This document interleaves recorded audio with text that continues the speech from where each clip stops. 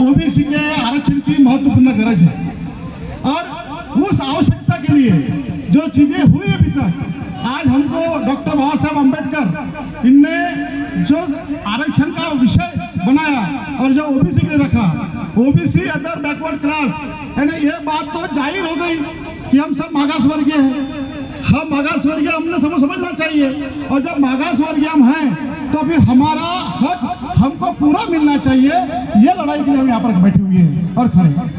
आज यहाँ पर जनगणना की बात करी, मराठा आरक्षण की बात करी। मराठा आरक्षण का जो विषय है वो जरांगे पाटिल साहब जब बैठे उसके बाद जो विषय आया, वो विषय ये आया कि वो एक कुंभी समाज को, हमारे यहाँ पर विदर्भ में जो कुंभी समाज है वो ओबीसी में आता है और मराठा समाज ओपन में आता है। तो हमारे यहाँ के जो हमारे कुंभी भाई लोग हैं वो भी एकदम अलर्ट हो गए कि भाई हमारे ओबीसी में कोई भी नया आदमी नहीं आना चाहिए। और आज यह बात दिख रही पूरे महाराष्ट्र में कि मराठा कहीं पर भी घुसपैठ नहीं होगी, परंतु कब नहीं होगी, जब ऐसे हम एकता में रहेंगे और सब एक साथ ताकत से खड़े रहेंगे तब घुसपैठ नहीं होगी। क्योंकि उसका कारण है अभी तक सबको चुतिया किसी ने बनाया होगा तो हम ओबीसी कुछ बनाया, यह बात तो आपको मानना पड़ेगा।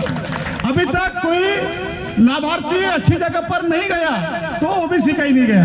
बस एकदम अंग्रेज लोग यहाँ पर 150 साल इसलिए राज किए कि हमारे ही बीच के लोग उनके साथ में कहीं ना कहीं मिले हुए थे, इसलिए उन्होंने 150 साल राज किए। और वैसा ही हालत अभी यहाँ पर भी है।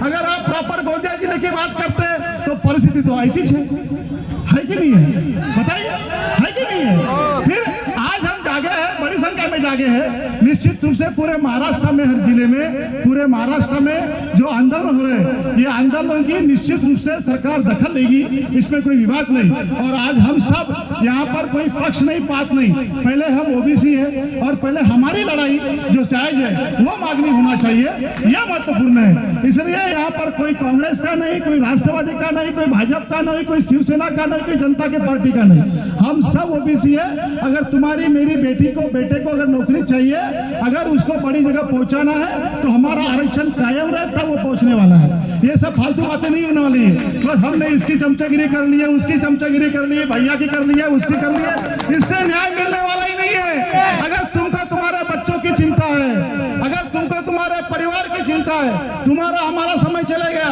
75 साल में कहीं निपट गए होंगे, हम भी 50 में आ गए, हम भी ऐसे ही आगे बढ़ो आगे बढ़ो आगे बढ़ो करते रह गए और पीछे पूरी दुकान खाली हो गई हमारी। ये करते करते यहाँ तक आए। अब कब तक यही काम करेंगे, कब तक यही काम करेंगे। डॉक्टर बाबा साहब अम्बेडकर ने जो संवैधानिक अधिकार दिया है वो अधिकार हमारे लिए महत्वपूर्ण है। आज संसद में कौन जाना चाहिए, विधान भवन में कौन जाना चाहिए, वो तुम्हारा आदमी जाएगा जब तुम्हारी बात रखेगा। भलते आदमी जाएगा तुम्हारी थोड़ी बात रखने वाला है क्या, बताइए। और आज अभी हमने भी एक निर्णय करना चाहिए। हमारे ओबीसी के आमदार कितने हैं, वो कोई पार्टी का है।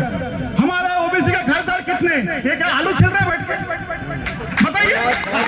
ये क्या आलू छिल रहे, ये ओबीसी ने वोट नहीं दिया कि नहीं दिया, है ना। वोट के समय भाऊ, दादा, माँ, बहन सब, और लड़ाई के वक्त में हम वहां पर अगर 2.5 लाख फोटो से एक आमदार भेजते होंगे तो उसके गले में 2.5 लाख आवाज है, उसने वहां पे चिल्लाना चाहिए, अपने आप को आग लगाना चाहिए। क्या आलू छिलते हैं बैठ के, क्या करते हैं, ये नहीं होना चाहिए। हमने अभी 75 वर्ष हो गए देश को आजाद हुए, हम सबको तय करना है।